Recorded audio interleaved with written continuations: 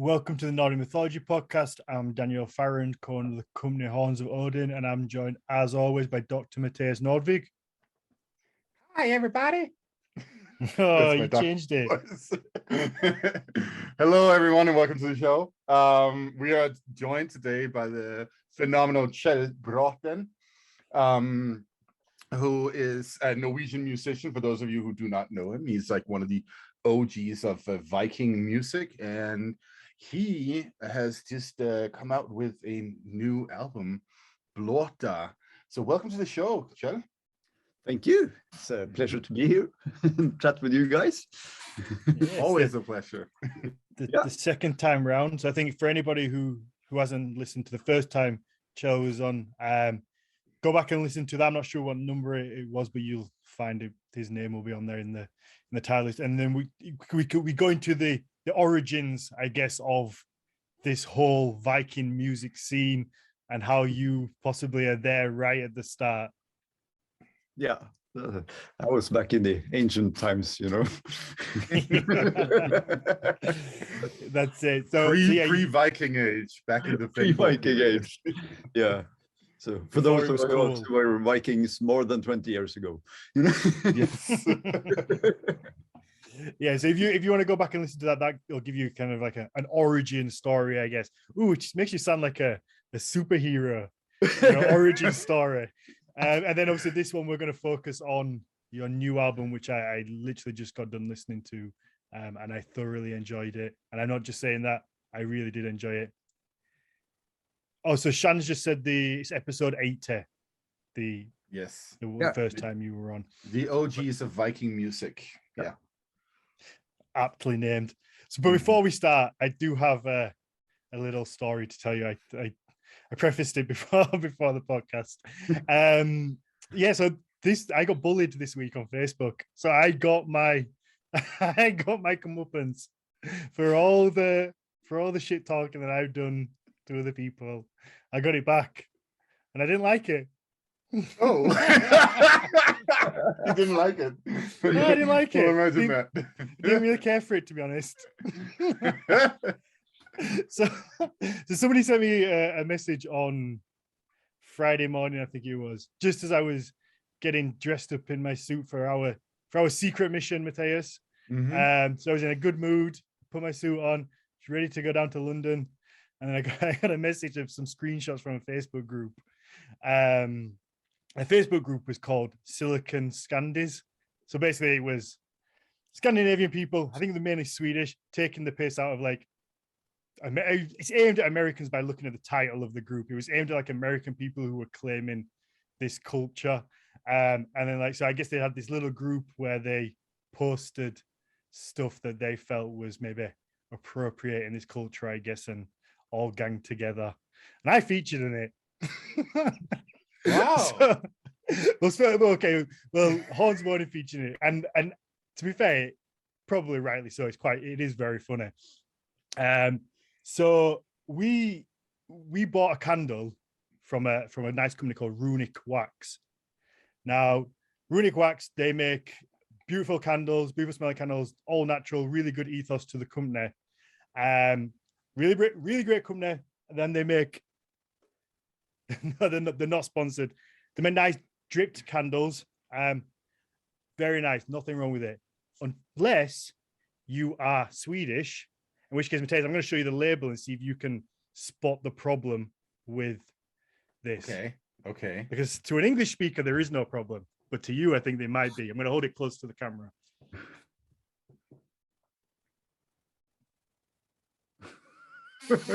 I can't see Kjell, it. you got it? I can't see it. Sorry, man. Kjell, have you got it? Yep. You got it.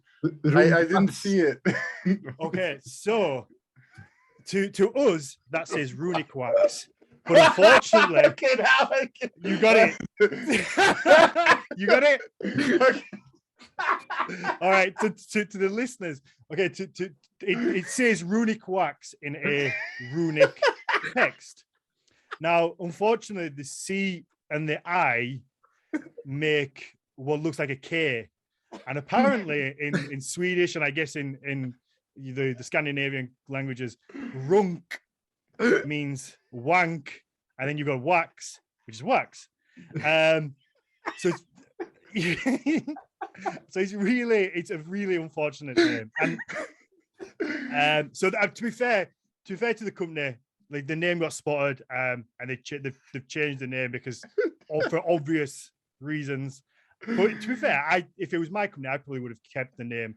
I'd have doubled down on it and just lent into it because I think it's funny. And I actually really liked the name Runic Wax. I think it would work maybe with a font change. So back to the story.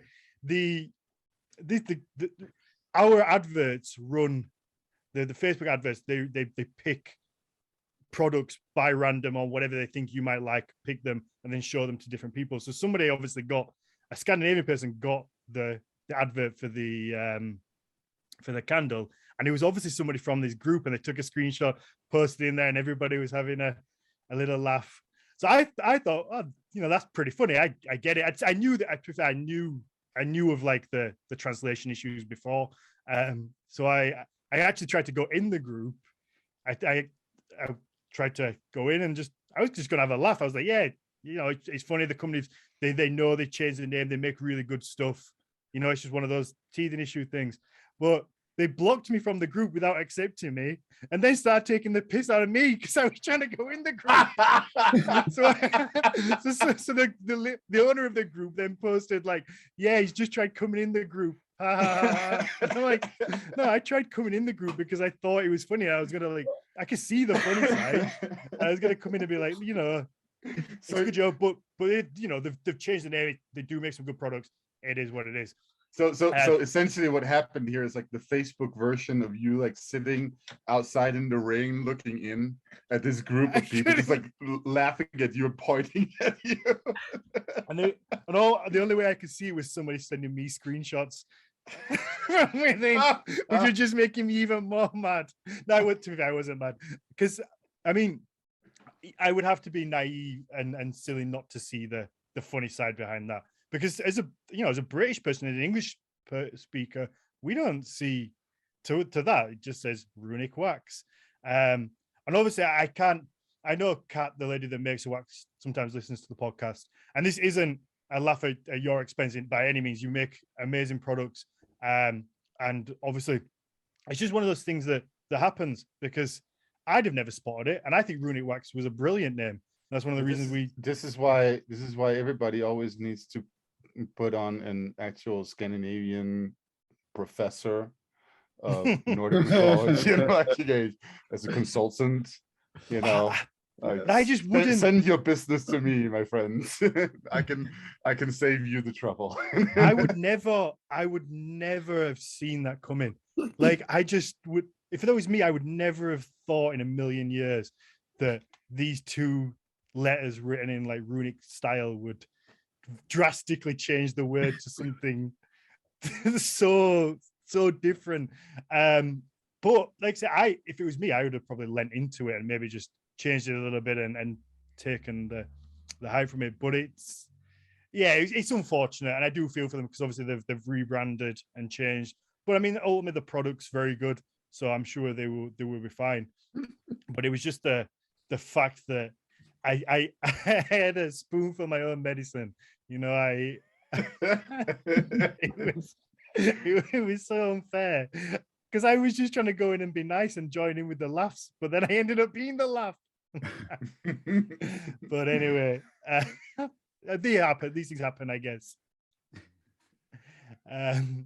So I guess on that note, let's talk about your album, Kjell. Sorry for hijacking the first 5 minutes. I'm enjoying this. Right? It's actually quite funny. So is that the same in Danish? If you were to look, I mean, Kjell, obviously you're Norwegian, you got it straight away. Is it the same in Danish? Do you just so I mean this I guess attests to how entrenched I am in some kind of Americanness now, because I was just reading Runic Wax and I didn't like combine the I and K to begin with, but then somebody wrote it out as Runk Wax in the chat. I was like, oh, okay. It's like because I was actually focusing on that little rune thing that was below it, and I was like, what am I looking at here? It's just because I'm slow, man. Like it. Yeah. But like in Danish, that word "hurunka" is not used. I think it does exist in dialects and also in older Danish. But you wouldn't like you wouldn't be like walking around in the streets and saying that, and people will be like, "Oh, okay, that means jerking off and stuff like that." So, yeah. I mean, to be fair, you never know. These candles with that name might be worth a lot of money one day. Right. If the company takes off, then you know the first iteration where it's a little bit, they could be worth some money. I'm keeping this one. I think it's yeah, do it, man. Also, Dan, since you're the guy who's controlling the waiting room, no, it's Shan. just want to let you know that. Okay, well, well, there are several people stuck in there. Oh, Shan, do you want to pass host over to me, and I can keep an eye on it if you're in and out? Last week he just kept popping up every time someone wanted to enter. But okay, so we got somebody in the chat. Monica is mentioning the time when Honda had to change the name of the one of their cars that they originally wanted to call Honda Fitta. That's fucking impressive that they got. How the hell? What's fitter? That means pussy, man. Oh wow. Yeah, I was like, okay. I mean, so there you go. Even the big companies do it. It's one of those things. It just happens. And like I hope that the cat isn't offended by that. It was no always a laugh at them. It's just I'll be buying new ones with a new name. I think it's Old Ways Candles now because they make really cool products. And they do a black pillar candle with the wax dripping down, which is really lovely. So everybody go and buy one of those, or go and buy one of the Runk ones because we still have a few of those, and I'm telling you, they're gonna be worth something. Could you send me one of those, please? I would like a I can send you. I think that this is part of it. They should have lent into it, and people would just want one because it's like, fuck, that's funny. But you know, these things happen. All right, Kjell, let's speak about Blót. I'm trying to lean into pronunciations these days because I feel like I can't keep skating around them. So I apologize if I butcher everything that you've ever done. Everything you've ever done. I normally skirt around it and don't say the word. And usually I'm like thinking in my head of how can I say this without actually having to say the word. So now I've just decided I'm gonna go for it. Fuck it, throw caution to the wind. You're actually saying my name right, which is a very good start. Oh, that's because you've been on twice and I've been practicing it all day. He's been standing in front of the mirror. That's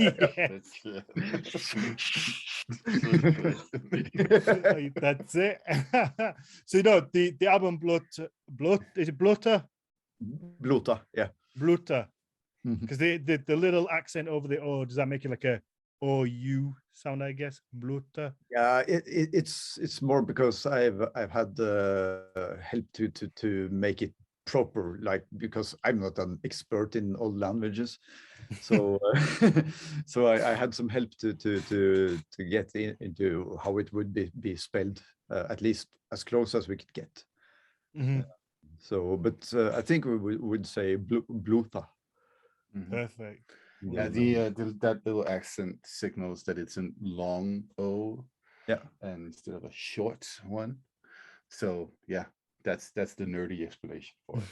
Yeah. Do you know how confusing that is to a Brit or an English speaker? Just the fact that the same letter has different variations, because we don't have any little accents or hats on any of our letters. No, that's because like you're a slightly less stupid version than Danish, right? You just like you spell things and then you pronounce them entirely differently. That I mean, the only reason that it works out for English is because so many people know it.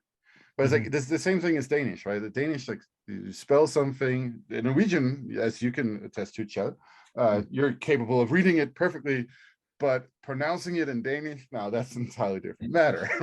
Right? I had this plans of making a T-shirt, and it should, or actually, it's a Danish friend of mine wanted to make a T-shirt with me looking like a teacher, kind of pointing at you like and say, "Konsonantene våre venner." I like it. That means nothing to me. Someone's going to have to translate for the dummy over here. I let that guy explain. So the T-shirt says the consonants are our friends, and I mean that's what the general problem with Danish is, that it's just like the Danish landscape is made out of all that sludge that was once pressed out under the ice from Norway. Our language consists of essentially eroded Norwegian consonants. So where the Norwegians pronounce consonants, we try not to, and it's really weird. Language is an interesting thing. Yeah, it certainly is. Yes. So Blót, I wanted to start with what you sent me earlier, was I guess your own description of what the album was. Do you have that there to hand, or do you know it off the top of your head? I don't know if you wanted to read it or you wanted me to. You can take it. I don't remember. I wrote that a long time ago. I thought it's the kind of perfect description of what the album is, and it's certainly kind of the feel I got as we were going through it. Yeah. So you've got Blót is not only an album, it is a blot, or Blót, is it? Blót. Yeah. Blót. Yeah. In brackets, ritual. It is a ritual to face your darker sides, accept them, and reshape them into a resource rather than a burden. I kept the instrumentation and production to a minimum to keep the authenticity of its purpose. Blót is a raw, tribal, and honest album. This is my Blót, my ritual. Now I give it to you, hoping it can help you the same way it helped me, which I thought was a beautiful description. And I think we were talking before the show about hopefully making that kind of whole document that you sent me available to people listening to the show, because I think it really helps with listening to the album and getting a feel of everything of the journey, because it does feel different to other albums that I've listened to. It feels like a genuine kind of journey and almost a psychedelic experience. Something you can sit down with your headphones on and just go on this journey. I really enjoyed it, and I can't wait to listen to it again. That are some strong words. Wow, thank you. It's to me, it is exactly that is what Blót is. It's to me, to go back to the start, I went through a really, really, really dark period a few years back, and it was really hard, and I kind of quit most what I was doing, and I almost fell out totally, and then I started to kind of drag myself back into where I love to be with music, and I started working on that Ferd album, which came out a couple of years ago, and then I started working with myself, because if you go through things, dark things, really, really sad things, you lose your family, whatever, it could be anything, which is the whole point with this album. It can be anything. That's why I'm not giving away too much about my experiences with it. But all these kind of dark energies, they can easily bring you to bad places. And we really, really need to work through these things in life to get on sometimes. All of us sometimes ends up in dark places. And for me, it's like I've been working a lot with human beings. I've been working as a therapist in psychic healthcare and these kind of things. And I've been helping a lot of people through this kind of shit. And then all of a sudden I was there myself. Um, but all in all, what we need to do is to take those dark, really hard feelings, and we need to embrace them. We need to accept them, because many people try to just push them away and close them down, but that's going to be a ticking bomb. Sometimes it will strike back. So we really need to work with them, and we can try to, as I said in the description, we can try to make it a resource rather than a burden, because it's so easy to let it be a burden that wears us down. But it is an experience, and it is an experience we can take with us and learn from. No matter how hard it is, no matter how sad the episode or whatever it is, we can make it a strength. We can make it something we can use to something positive. And for me, Blót is exactly that. Yeah, and I can go back into some of some of this album has existed inside of me for more than 20 years actually, but it came out now, and it was the exact moment to do it. So yeah, so that was the dark part of it. the origin. We're full of origin stories today. Yeah, I would say that's a very important part of it. I think it's very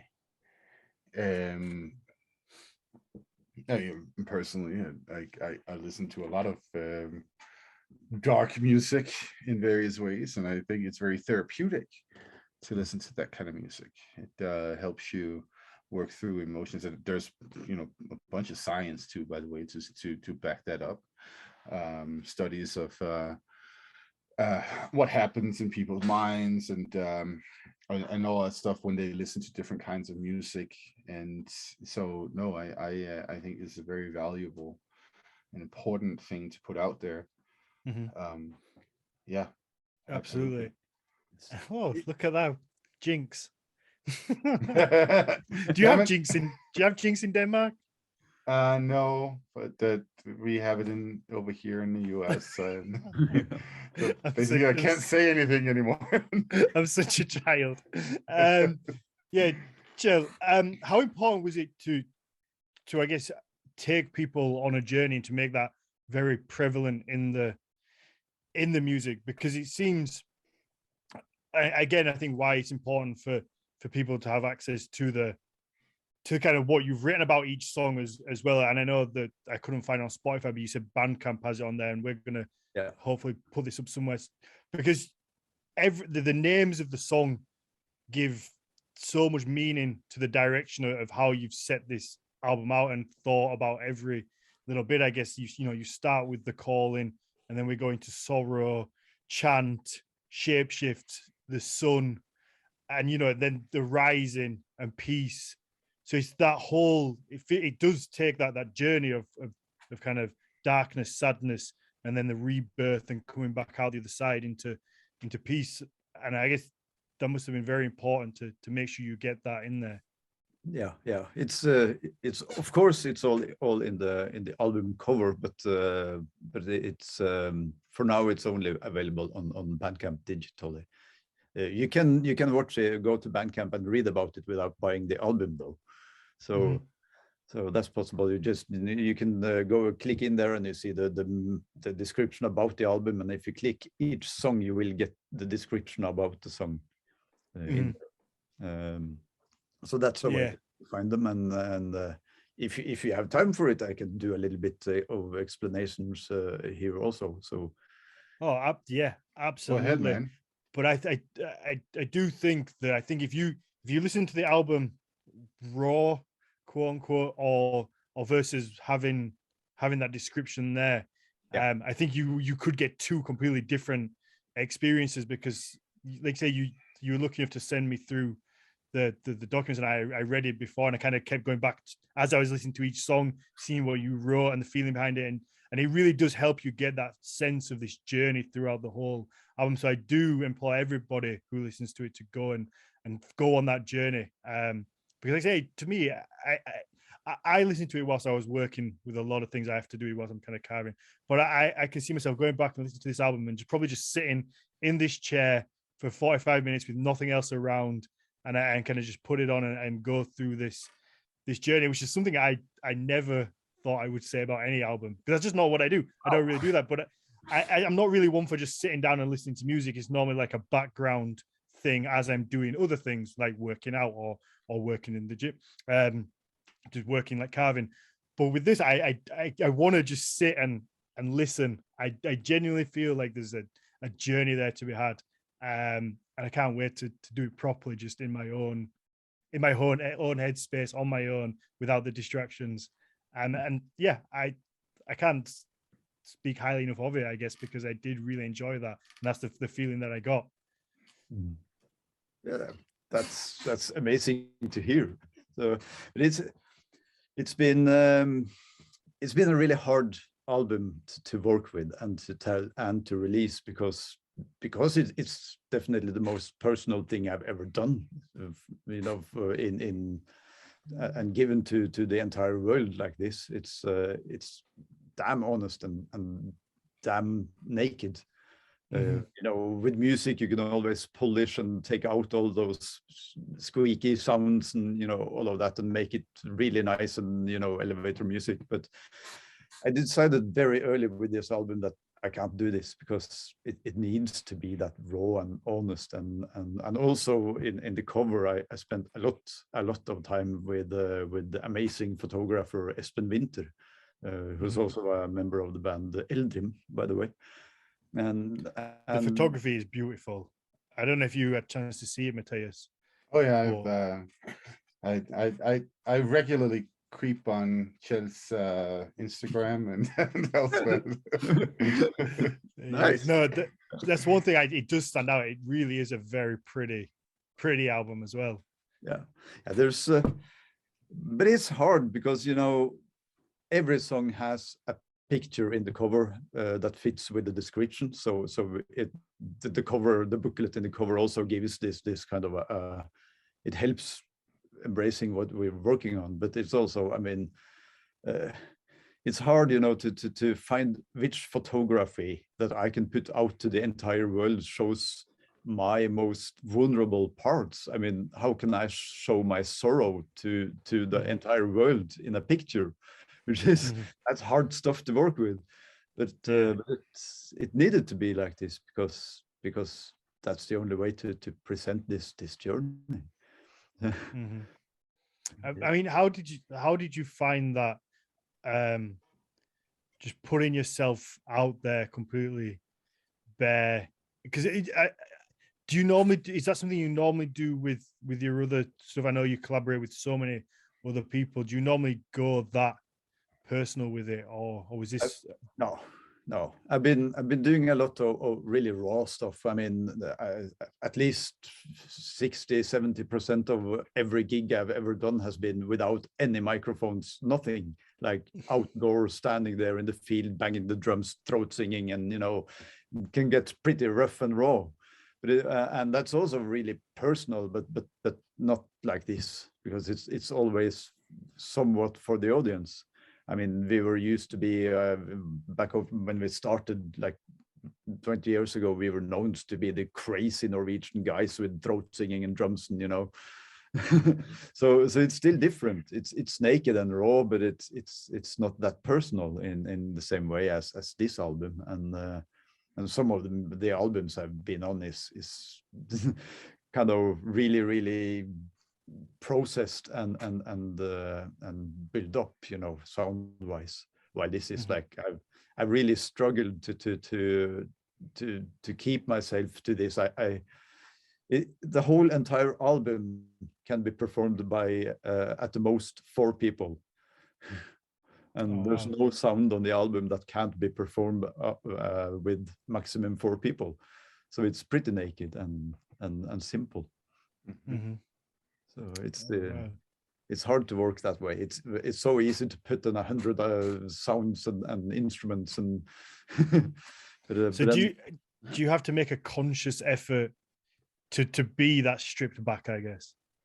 yeah, it's hard because it gets really personal and naked, and I mean, I've been working with so many amazing musicians and fantastic singers, and you know, and yeah, well, I've been doing this for a while, but I'm not a fantastic singer. I'm not a fantastic drummer. I'm, you know, I can, as you see, I can a little bit about a whole lot. But to go in there and do it all by myself, I done everything. There's nothing in the sound in this album I didn't do. I created it, I recorded it, I mixed it, I produced it, and I even mastered the album myself. So that sounds like a lot of work. that's a lot of work, but I kind of, I mean, I am a sound engineer. That's one of my two educations. I work with people, and I'm a sound engineer. So that's not such a big thing, but it's a big thing to keep it that simple and not to like, because you can always put some more reverb to it. You can always put a big choir with 15 voices or whatever to make it big and fat, but here I needed to make it big and fat without all these extra sounds, which is really horribly hard to do.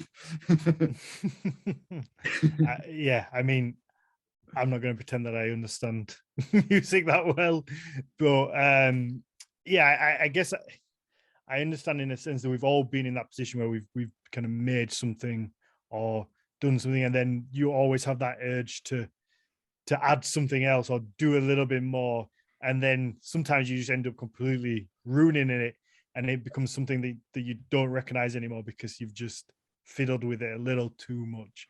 And I used to make a lot of drum and bass. Where's this? Do you have evidence of this?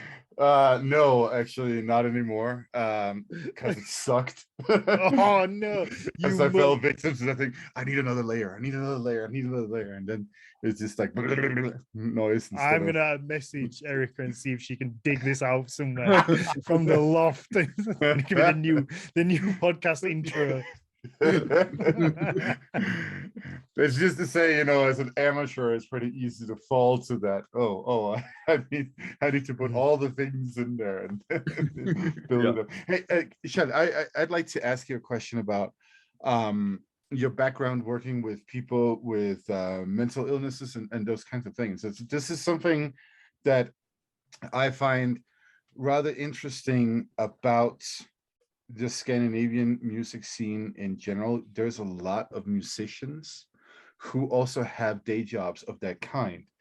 And for those of our fans who've seen the brilliant and awesome Finnish movie Heavy Reissu, you'll see the exact same thing. The lead singer in that band, he, as a day job, he works with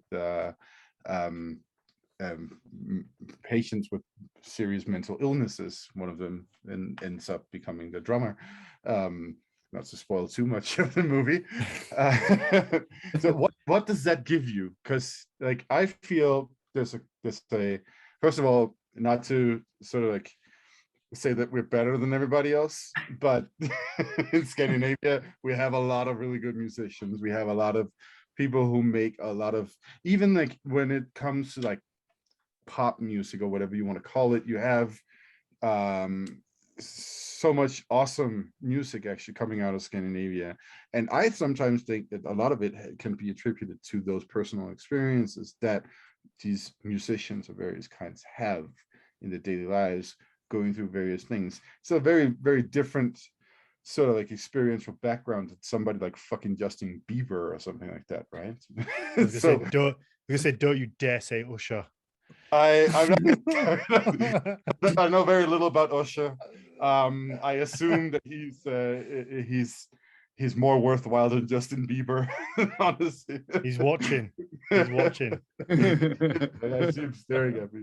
So, Kjell, I'd like to hear what do these experiences that you have in your daily life and the work that you do, how do they help you create your music and think about the themes and creating awesome soundscapes? Yeah, there's. I'd like to add in a little bit before I go into that, actually, because there's another thing about. I've been asked a lot about this because many people in the world seems to have this thought that we're such good musicians up here, and I think that maybe one of the reasons why we have a lot of good musicians. I mean, look at the metal scene, and there are some amazing musicians out there, but we live in a pretty hard environment. It's cold most of the year. It's we're not laying around on beaches. It's it's hard even to get outside. So we spend our time at the rehearsal area with our friends because that's where we can keep warm, and that's so I think that's one of the reasons why many musicians gets really, really good at what they do, because they spend so much time rehearsing and working with their music because they just can't. Because the shitty weather. You spend an hour dressing up to go outside for not freezing. You don't do it. I think you guitar. Yeah, no, I think you might be right about some of that. Also just for a very long time, the Scandinavian landscape has been a huge source of inspiration for artists of all kinds in Scandinavia. I would also, in that regard, since we're talking about reasons for good musicians, and I'm pretty sure that everybody at this point have probably seen that little meme with like the how many metal bands per capita in the different countries in the world. And you have like Norway and Sweden, Finland in particular, just like so many. I think there's another aspect to this, and this is me as a Scandinavian sitting in the middle of America. I really want to tout our welfare states because they don't make people soft, they make people cooler. That's really what they do, and I've seen that firsthand at this point. One of the things that is definitely part of making all of these metal bands and musicians in general is the fact that you have free and available access to educations that make you capable of making really awesome music, right? Yeah. So definitely also part of it. And when you're young, most places, at least when I grew up, it's not that easy anymore. But when I grew up, I mean, most places had a free rehearsing area with equipment for bands to rehearse for free. Yes. Wow. Yes. So you could go there and you can make your satanic music. Yeah, exactly. Coddled welfare state. Yeah. So you stand there for like 3 hours making your satanic music, and then some pop band comes in to make their, and they all kind of know each other, and they're all a part of the same thing, and they have this thing together, which is this rehearsal room that they all love and work for. So I think, see, if that was in England, there'd just be dicks all over the wall in there. Someone would take a Sharpie in and just ruin it. Dude, it just get destroyed. It's not like we don't draw dicks on everything. We just draw dicks with runes and hang out in those spaces, Well, maybe honestly, I can't think of a single place like that over here, where you just have access to something like that. But I don't know, maybe if we just have a different attitude to music over here, because as sad as it seems, certainly in my high school, like music was kind of just a mess about class. It was your time where you could just have a joke and get away with talking with your friends and having a little bit of fun. The teacher wasn't that strict. You didn't really feel like you was necessarily learning anything. That's probably why I'm tone deaf. Okay, so I'm just gonna have to throw something in here, which is gonna sound weird coming from me, but this is as Danes and Norwegians, this is one of the things that we can thank Christianity for. The prevalence of music in our school systems. We have a lot of singing and a lot of things that have to do with singing psalms, and also sort of like more nationalistic songs that have been created over time. So a lot of schools have like what we like in Danish call morning gatherings, where you actually, in the public school, you show up and then everybody, the entire school stands there and singing songs. Like there'll be a song about Jesus, a song about how awesome Denmark is, and a song about something else with a Viking or some shit like that. And that's and then you go on with your day, right? Yeah. That's See, very we had common. that. I think we had school assembly, which was, but that was primary school, so that's maybe 8 till 12 or something like that. So you're very young. But once you get to high school, we didn't have any kind of, like, maybe once a week we'd have an assembly, but I can't remember there being any song. And if there was, fucking no one was singing it. It was just the attitude that they had. I don't know when. Maybe that was, I didn't go to the best high school, but there certainly wasn't that connection to music. We had one music lesson a week for an hour, 50 minutes, unless you then took music at a higher level in year 10 and 11, and then you'd obviously hone in and do maybe have 3 or 4 lessons a week. But those first 3 years, it was one lesson a week, and it was just a little bit of a, piss take. And it's sad because I wish I'd learned more, but unfortunately didn't. Aside from the morning assemblies, we would also have music at least once a week in my school all the way through high school. So and I suck at music, by the way. I'm so bad. Like me trying to drum is ridiculous. When I get my hands on that drum and bass music, I'll be the judge of that. Well, that's all machines, man. Yeah. That's why it was drum and bass, and that's something else. It was like, you can make this with Fruity Loops. But back to that, you said that if you had those kind of rehearsal spaces, they would be ruined. That's one of the things that was cool in Norway back then, because what they did is that they went into that was back in the late 80s. They went into the communities with all the young people, and they said, like, okay, you guys listen to music and you want to play music. So we have this huge basement that nobody is using, and we have this local carpenter. So he can help you if you make that room yourself, and we pay for it. So if you put insulation, you put a window for recording, whatever you want to do it, but do it properly and do it together, and we'll pay for it. Yep. So that's exactly we like own Denmark. the space, Yeah. Wow. Yeah. I mean, but this. So I think there's something really important, sort of like in the human level of all of this. You're talking about being made to go do something, and people take a piss and don't find it interesting or relevant to their existence in various ways. What Kjell has just described is the way that you make things relevant to people's existence and lives. You have basically a municipal government that says, we are going to throw some money at you if you do the work yourself. Yeah. And you all come together and you work together, and that's how you create unity in a society. And you respect the space a lot more, because you know the work and the people you have worked with, right? So that way you generate general respect for your surroundings and your fellow humans. Yeah. No, you go. And maybe that's one of the reasons why all these musicians ended up working with people. Yes. Well, yeah, maybe. No, I just, maybe it's the cynic in me. I just couldn't see that happening in the UK. I just think they'd be told to fuck off. Because we're just shit people sometimes. I agree with you, but I think one of the main problems that you're actually highlighting without saying it is the steep hierarchy, the steep social hierarchy that exists in the UK. There's a very, very long distance between some instance.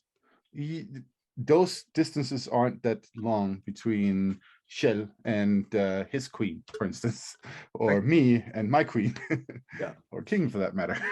Exactly. I mean, there is still a gate.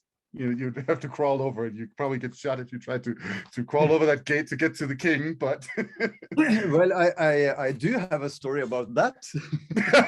Oh, go on. There we go. Please do go on. Please do. It's rather ridiculous, actually. But back in the days, I used to work in a lot of kindergartens in Norway, or in Oslo.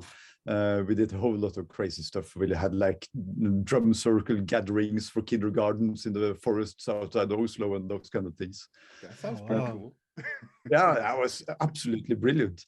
Back in the late 90s, early 2000s. And and at one of those kindergartens, I used to have those Kjell trips, because back then we could go like, I could go alone in the streets of Oslo with 6 kids. You know, and that was allowed. It's totally not allowed anymore, of course.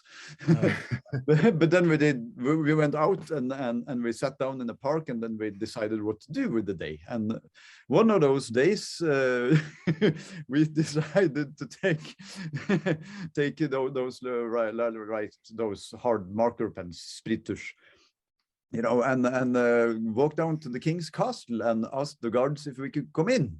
So I was there with I had dreads back then also, and I had 6 kids with those, you know, standing in front of the castle asking if they could come in, and the guards like, but why? Yeah, you know, we want to see how the king looks with a moustache. And the guards are not allowed to laugh, you know, so that's right, they aren't. Did you get in? No, we didn't. But they had a really hard time not laughing. I bet. Yeah, I hope someone went and told the king. Just, if I was the king, I'd want them to come and tell me. That's just. But you know, they probably did. I mean, just a short while ago, some friends of mine from where I grew up, actually from the rockeverksted, or the rehearsal room, they had this really good metal band, and they released a song where they're actually singing about a really good speech the king did a while ago, and they released this song on Spotify, and all of a sudden they got a letter from the king saying thank you. Nice. Oh, that's cool. That is pretty cool. I mean, honestly, throughout my lifetime, I think I've run into the Danish queen like a handful of times, like on some random occasions. Like she shows up in Greenland, and you're a kid, and you're like, "Hey, you're the queen, aren't you?" And she's like, "Yep." Hey, I saw you coin once. What do you mean you just ran into the queen? That's again, we these things have changed over time nowadays. Like there's a little more security now, but back in the 80s and the 90s, you could run into, you know, the queen or the prime minister or whatever in just like all kinds of random situations. That's not what it's like over here. I know. That's why I was highlighting this big difference. That's just not. There's not like that at all. The Queen came to my town once for a speech, and for somebody did apparently was going to try and attack her with a hatchet. But that's a different story. I think they got arrested and are probably somewhere for a long time. I think the royalty is like the last person anybody is thinking about attacking in Denmark and Norway. It's like pretty much everybody else before the royals. that was the plan, but they must spend hundreds of thousands, maybe millions, I'm not sure, on preparing the town every time the Queen goes anywhere. So it was surreal to see like the police just swarming and checking everywhere months in advance, you know, checking all the drain covers, lifting the drain covers off, looking inside, putting them down, and then putting like a special tape on them to make sure that so then they can check they've not been tampered with. But doing that with like every drain cover, every post box, every doorway, every building that was going to be on this route, and just the manpower that must have been spent to make this place secure for a 15-minute visit was ridiculous. So it's so strange for you to be like, oh yeah, bumped into the Queen. I mean, of course, she was like, you know, whenever she would go somewhere, it would be like official visit. But you know what? I've been like walking around in the Queen's front yard in her summer house in my hometown, right? Because the public is just allowed to do that. Yeah. The same way as like, you know, if you go to the Queen's castle in the middle of Copenhagen, you're like, that's like she lives in a roundabout. You can drive through the whole thing, and there are guards and stuff like that. They're like standing around, but the castle is essentially like built around a roundabout where you can drive through with your car and then go left or right or wherever you need to go. So if you go to the castle in Oslo, there's a big park. It's open for everyone. And if you go there in the evenings, that's where you find all the people smoking weed. yeah. and the king is standing up there on his balcony, like sniffing it. I actually so that little, because you say castle, but it doesn't look like a castle to me. The one in Oslo, because when we were there, and obviously now you said it's the one in the park, I assume it's the one that we walked past every day, and I did wonder, is that where the king lives? But I wasn't sure. It was clearly an official building and it had guards around it, but to me, I'm like, no way does that can't be where the king lives, because I can walk up and touch the building. You can't do that over here. Where are the cannons directed rightly at me? Yeah, exactly. Like over here, it's all fenced off. You can maybe look at it just about, but you certainly couldn't go up and like touch the building and climb in a window. Maybe, I don't know. That's the kind of stuff you get from fucking around with the world's population over centuries, as opposed to not doing that. You have to live in very guarded castles afterwards. That feels like a fair point. Just saying, man. Oh yeah. Oh dear. Should we get back to the music?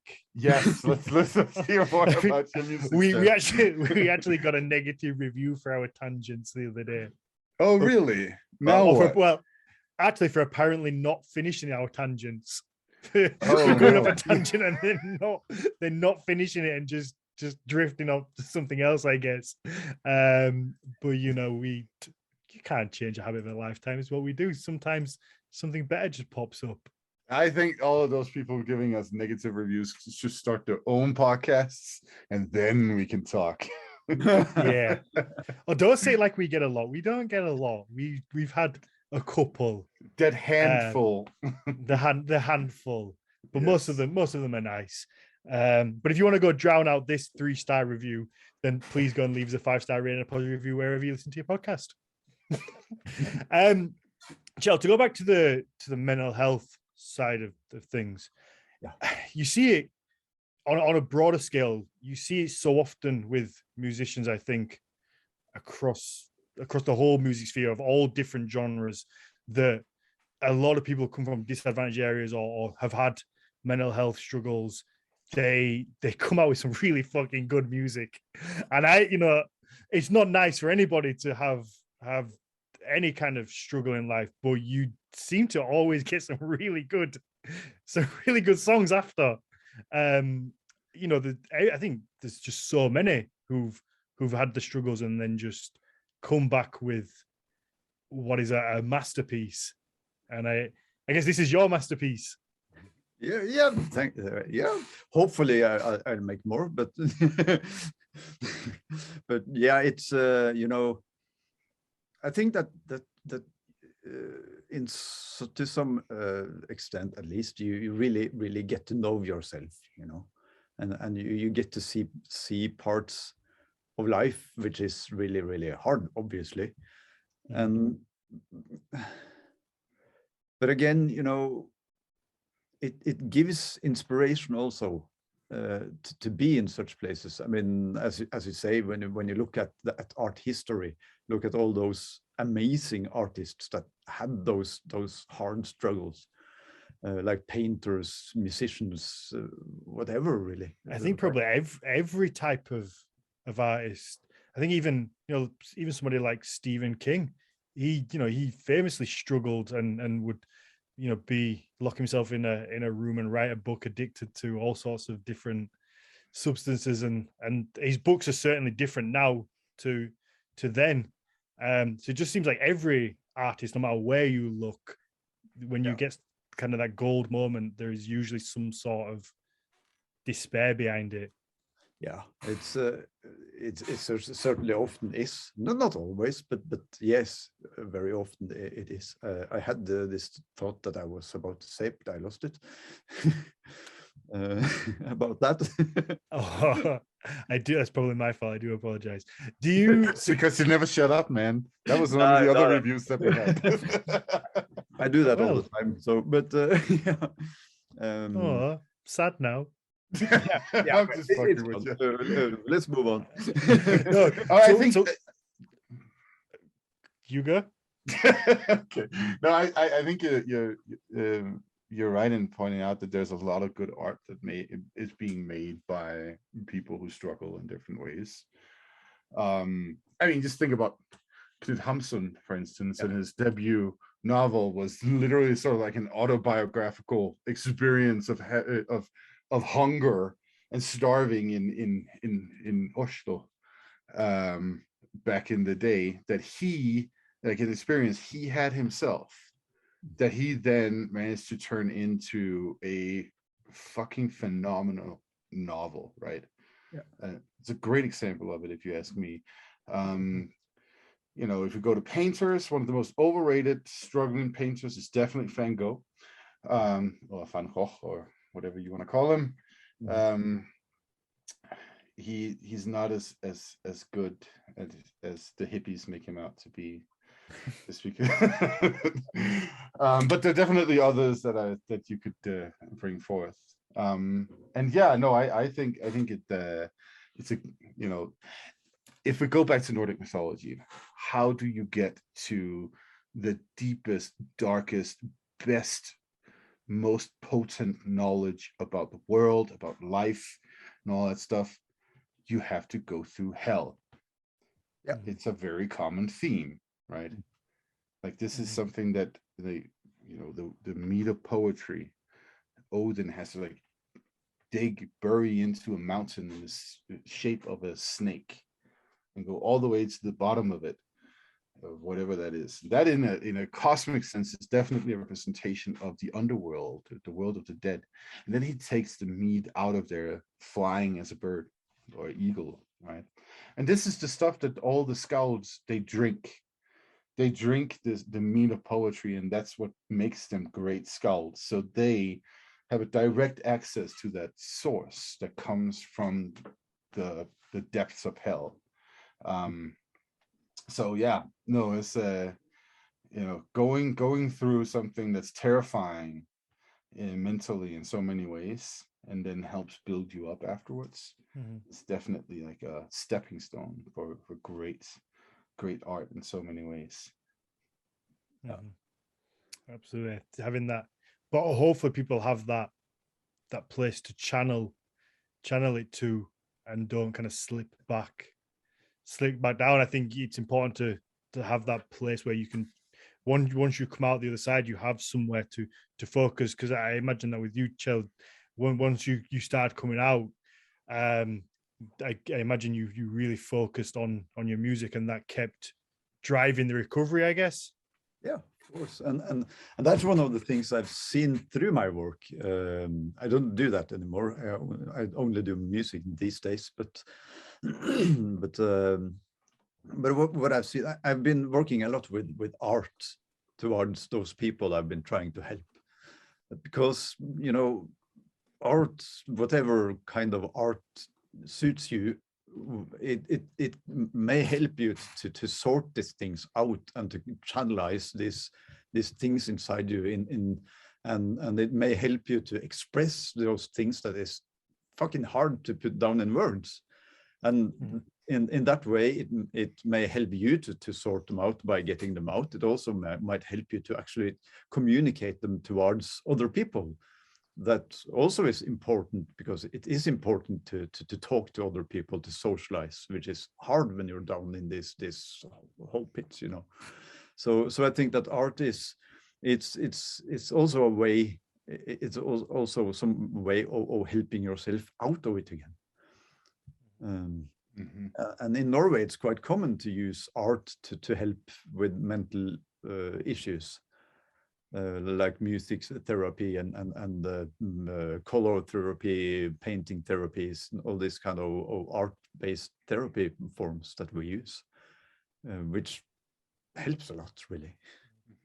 Yeah, I guess it helps give people purpose and some sort of direction, something to focus on and create. I know that I'm one of those people you mentioned earlier on about that just suppresses everything, doesn't talk about it and buries it, and then every 2 years, 3 years, I have this crippling anxiety that just appears from nowhere, and I'm like, fuck, where have you come from? Everything I've been hiding for the last 3 years. And I had one of those a few weeks ago, and it usually comes about when maybe I'm too busy doing other business stuff than rather getting time to actually at my desk carving things and focusing on that. And then when I free up a couple of days to just carve, I find it just clears my head completely, and it just it's like a whole different clarity comes, and I can't explain why it does it, but it really does, just having that moment to focus on creating something. And I guess maybe it's because you don't have chance to think about all the other problems.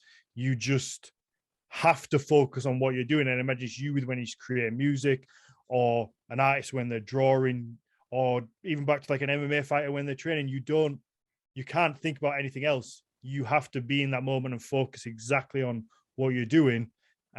Because if you don't, you fuck up. So you don't have the chance to think of the other stuff that's been going wrong. Yeah, I mean, going back to Ronka, idle hands are the devil's plaything, right? Ain't that a true word? Well, I mean, I think that saying is incredibly detrimental to sexual health, but might actually have some truth when it comes to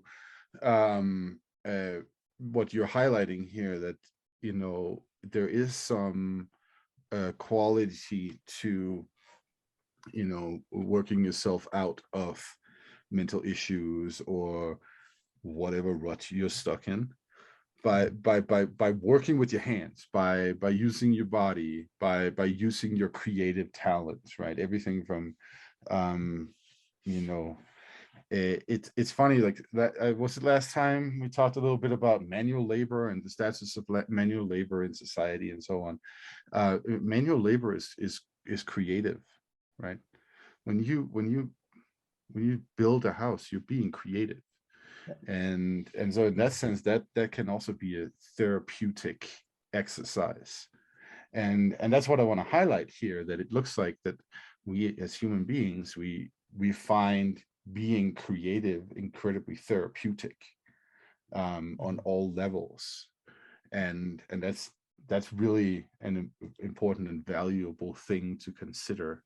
One of the worst things, it seems like, for a lot of human beings is to not have access to be creative. That's when you start to stagnate and despair. Like, it's actually quite fascinating that way. And you sit on your phone, because I found myself doing that when I was going through that a couple of weeks of just feeling shit. I'd just sit scrolling mindlessly through Facebook or Instagram, looking at how good everybody else's lives were, and like, why am I not doing that? Why is this not happening for me? Why am I put it right? Looking at how good everybody is at lying about how awesome. Well, exactly. But you get caught up in this thing of scrolling and looking at other things, and then 2 hours have passed, and it's like, fuck, I haven't done the thing that I was meant to do 2 hours ago, and now I'm even more anxious because I'm 2 hours behind where I was meant to be.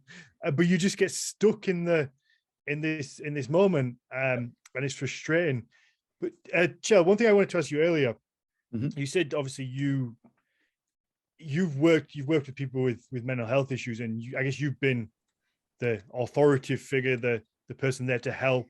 So then I guess when you were on the other end of that and going through your own struggles, how did you manage to take your own advice that you would give to other people? How did you find that? I guess I was wondering whether it was a difficult thing because we all give advice but rarely listen to our own sayings. I think what my experience did when I was down there, because I think it helped me to see myself from above and see my situation from above as disconnect from myself and to see myself as a therapist to some extent, which helped me come through it. It was pretty bad. I mean, I lost my family because of it. So, I mean, yeah. So, but I think that really helped me because I could always see myself a little bit from the outside with my therapeutic eyes, and I think it really helped me to come through it because obviously as a therapist, I have these tools that I use. And to some extent, I use them myself also. But for me, I mean, back to what the Blót is about. By the end of it, I actually, put myself in the hands of the Great Mother and said that, okay, you decide now. And she decided that I was supposed to be here. And that's when I figured that, okay, I better pull myself together and start doing what I want to do and what I think I'm supposed to be here to do. So and now here I am. I'm not exactly rich, but I do to some extent make a living from what I do. I mean, I don't want to pry into any specifics, but obviously you've taken a transition to doing just music. And I feel like that's maybe something I can relate to with what I was. And I don't know if this is going to be like what your situation was, but I know there was a point where I was building Horns of Odin, but then I was also plumbing. And I could never find a happy medium. I could never be happy in either because I couldn't give 100%. I resented going and doing plumbing because I wanted to be doing the horns, but I couldn't get that to work fully because I didn't have the money or the time to be able to do that. But that's where my love was. And I ended just completely fucking with me mentally because I was just chasing this one thing that I couldn't find how to get there. And obviously you just said that you're now doing music, and I wondered whether it was maybe a similar sort of thing, and you now get to do what you love. Yeah. I think for me it was, because I did a whole lot of music back in the days. I was all over the place at all times, released music all the time, and then I went into I've had two families in my life, and when I'm in a family with children and such, that's what I focus on. So in quite a few years, I didn't really do much music. I was helping out a few bands here and there, and as on-stage musician and these kind of things, but I didn't really make my own music anymore. And I think that this thing that it kind of got me back to my path, back to what I'm supposed to do. And from that time on, I really, really focused on this and worked pretty damn hard for it. But and through all of that time, Blót has been a part of my process. Like back when Corona came around, because I'm damn lucky to live where I do. I live on a tiny island in Norway with mountains, and we could move freely in Corona times.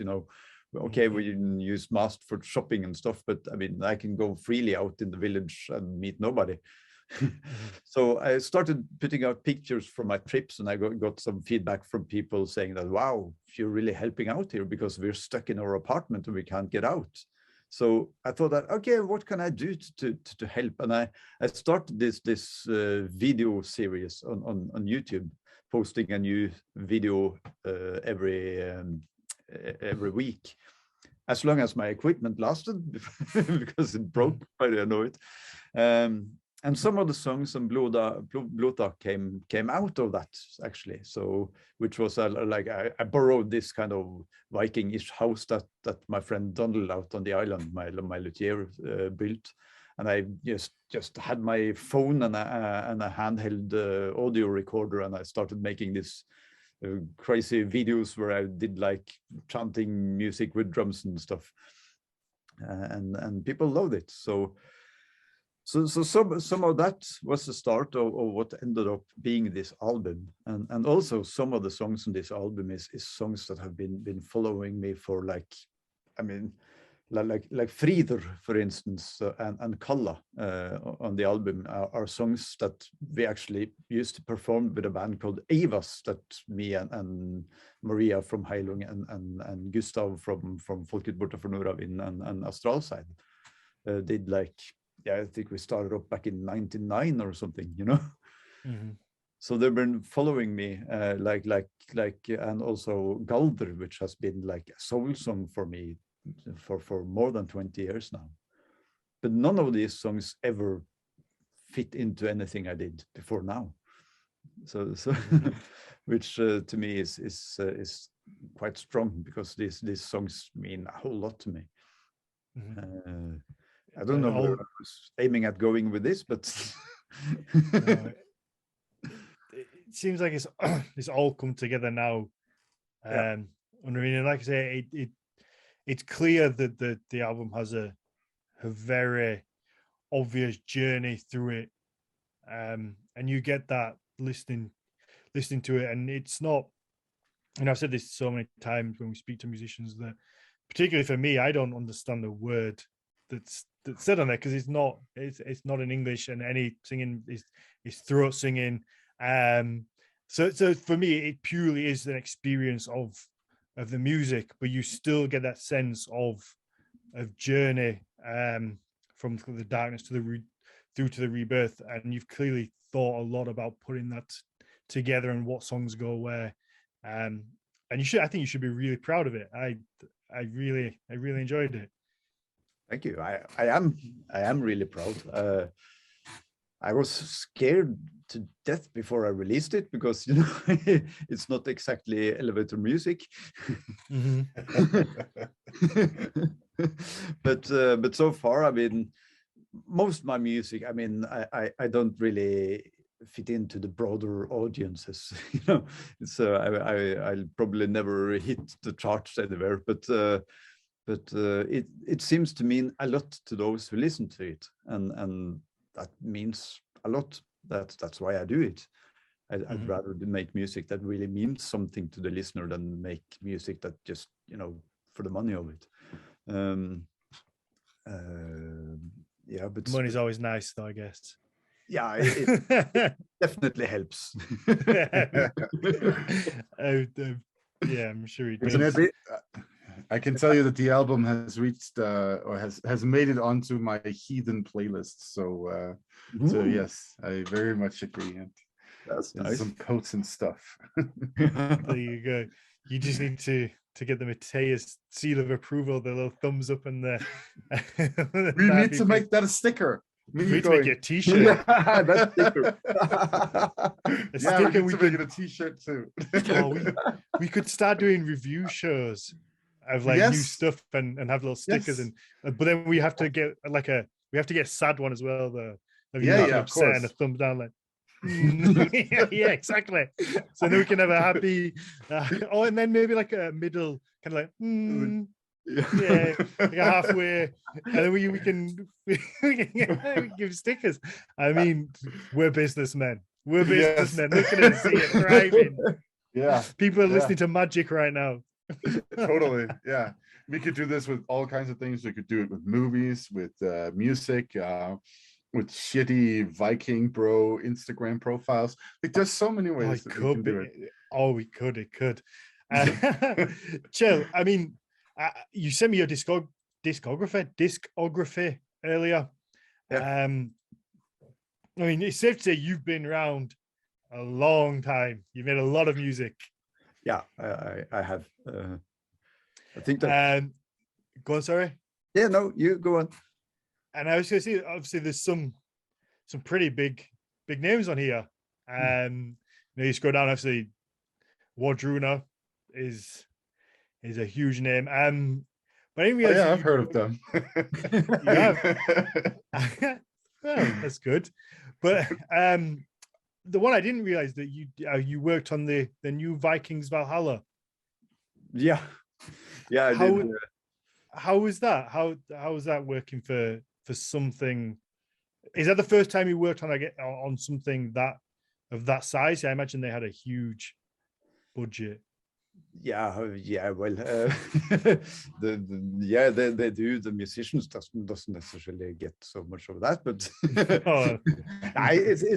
it's okay. They pay all right. So yeah, it's fun to do it. It's I've been doing a lot of music for like short movies and theatric plays and stuff in my time, but it's like. With this production, the guy making the music is Trevor Morris. That's a period, and he's the guy with the name on the album and such. We're just employed to help him make the music. So he sends us a script, some ideas and where to go and a short description about what he wants us to do, and we go for it because we have the sounds. So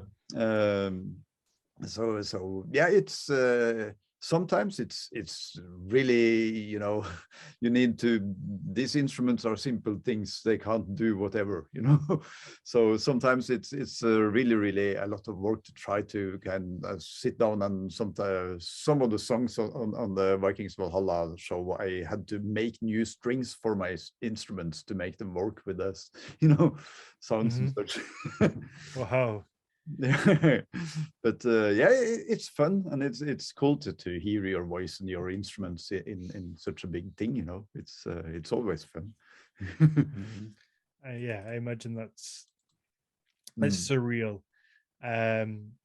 Yeah, I can't help but say the just scrolling back up, the artwork for Blót.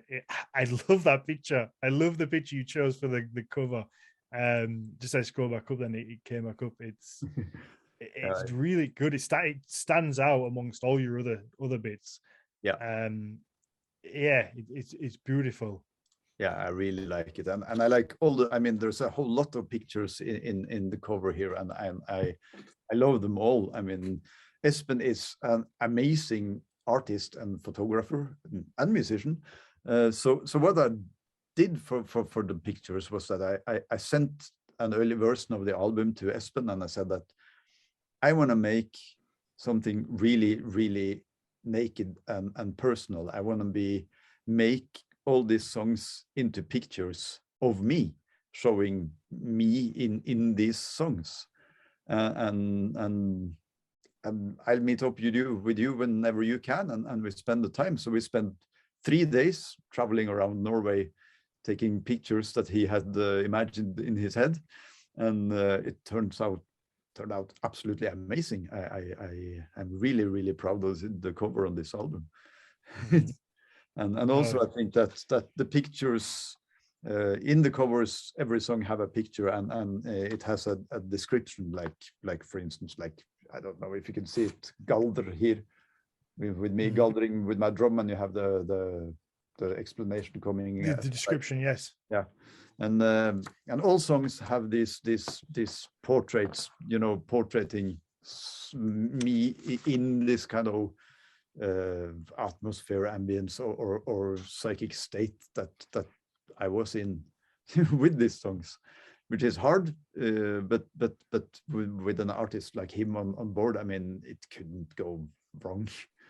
He's amazing with what he's doing.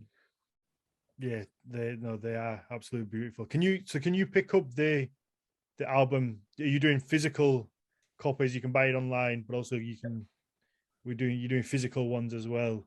Yeah, you can buy the. I couldn't afford vinyl, but you can buy the CD from my Bandcamp. You can. Cool. Do people still actually use CDs? I haven't had a CD player in ages. I don't either, but yeah, they do. I've got a CD in my truck, I think, but yeah, it seems like a vinyl made a big resurgence, but I imagine that's not very cheap to make. No, especially not when you're living in a country like Norway. Oh yeah. Oh, yeah. okay. So Okay. when it's so damn expensive. So yeah, Mhm. I would have to charge at least 40 euros or about around $40 for a simple vinyl with a simple cover. I mean, Anything from it, you know. yeah, So it's just it sounds not low, but yeah, it sounds low. But I feel like some people will buy it as, especially with that cover, like a piece of art. Especially if maybe I don't know whether you could put it in a little picture frame, and because for me, I don't have anything to play a vinyl on, but I would buy a nice vinyl to display. Like I'd put one up in here maybe. So I think there's that kind of sense of being able to do that with it maybe. I assume it's best. Is it best for you if people buy the CD and don't listen to it on Spotify? Is it best if so, of course both, but do both? But I think a lot of people today, I think that physical copies is it's for the cover. It's to see the art and I always if I make a physical copy, I try to make the cover worth it. But I think that most people don't listen to those CDs. They listen to Spotify or Apple Music or wherever they listen to music because it's easier, you know. Yeah, it is. It is because you can do it through your phone, I guess. Yeah, so I think that when they buy an album, they buy it to get the cover, the explanations, and the information, and they do it to support the artist, which is highly appreciated. That's exactly why I was asking, because I was going to say everybody who's listening, if you want to support Kjell, that the best way is to go to your website, which is Kjellbraaten.com. There we go. We'll put a link in the bio. And just go and buy the album, even if I'm going to go buy one when we finish this. And I think that even if you don't listen to the CD, you're supporting Kjell and what he does. And same with any artist, I guess. It's so easy to listen to it, and I just didn't think twice earlier. I just put Spotify on and listen to it. But I know that you probably get a fraction of what you should get from that. So it's definitely going to be better. I'm going to go out and buy one and support you, and hopefully people listen to this do the same. Because it's worth it. It's a brilliant album, and I really enjoyed it. And I can't wait to listen under proper circumstances. I feel like it's one to be enjoyed alone in the dark with headphones. Yeah, man. Like when we're done with this, I'm gonna go into my crawl space and just sit there and listen to it in the dark with the spiders.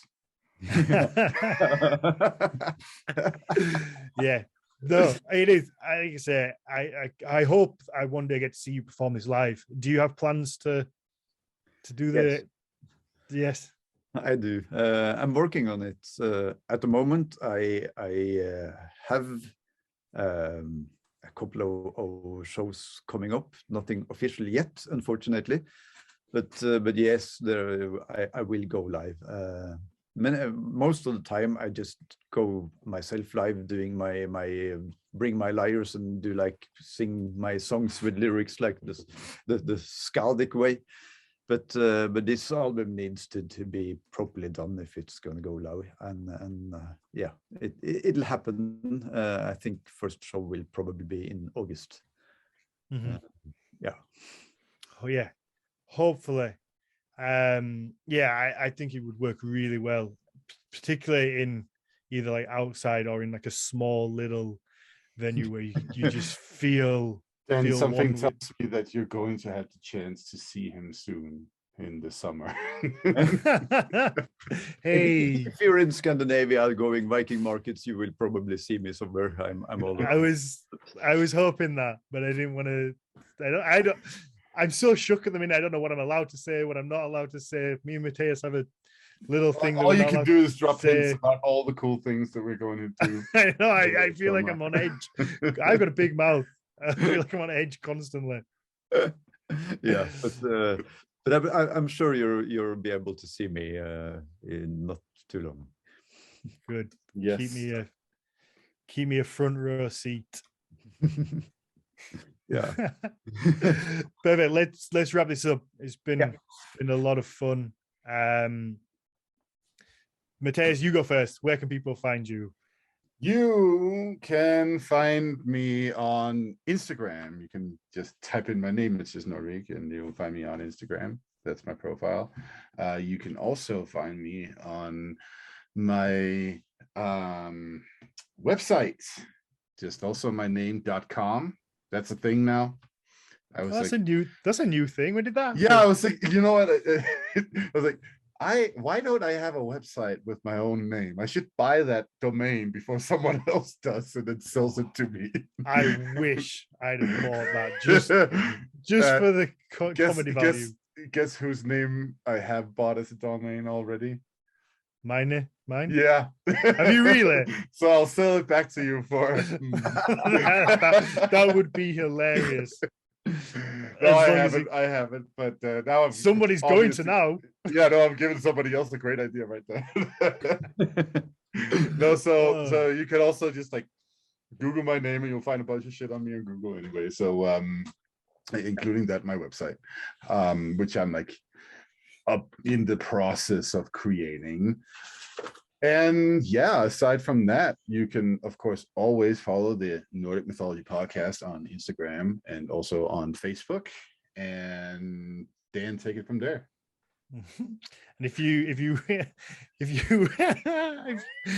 want to hear Mateus's drum and bass, you have to comment on the Instagram. Send us a message on Facebook, email. Let's just if we can get enough traction behind this, we're going to get Mateus to dig out those copies. Not want to hear my shitty drum and bass from when I was 18. You have no idea how much I want to hear that. Kjell, where can everybody find you? Where your Instagram, your work, everything? I'm all over. Instagram is my name, Kjell Braaten. Kjell Braaten Music on Facebook, and Kjell Braaten on any streaming service, blah blah blah, and also myname.com.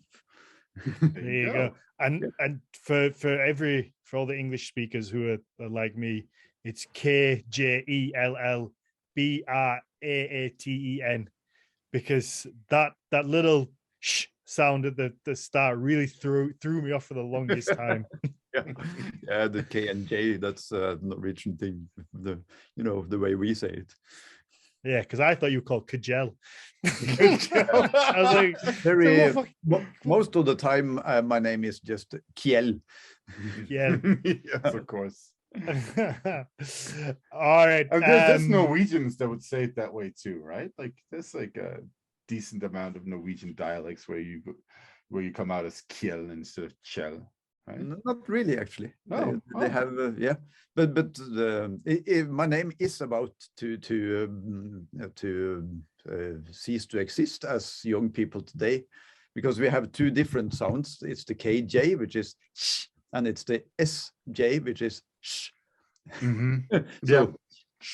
And the sh sound is about to disappear from our language. So, oh no.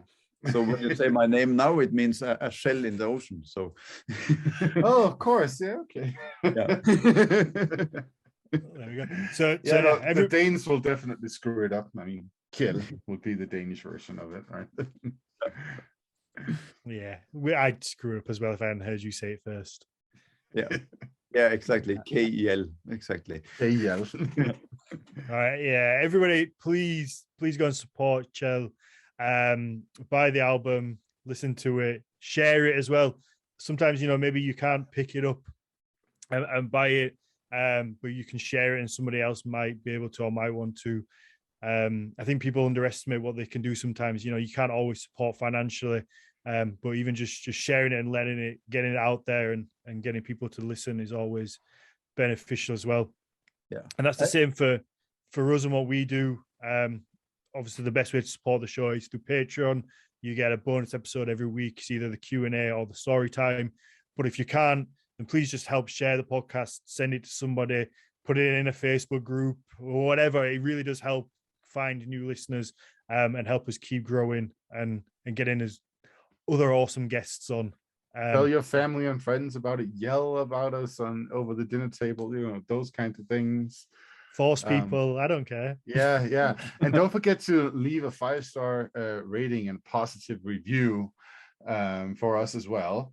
If you don't want to leave a 5-star rating and a positive review, but hate us instead, I will be happy to personally take your hate mail so that it doesn't go up on the reviews. Just so you know. There we go. Oh, Kjell, one thing I forgot to ask. I fucking love that t-shirt. Hey, yeah. I love that t-shirt. Can I get that from your website? Yeah, from kjellbraaten.com, yes.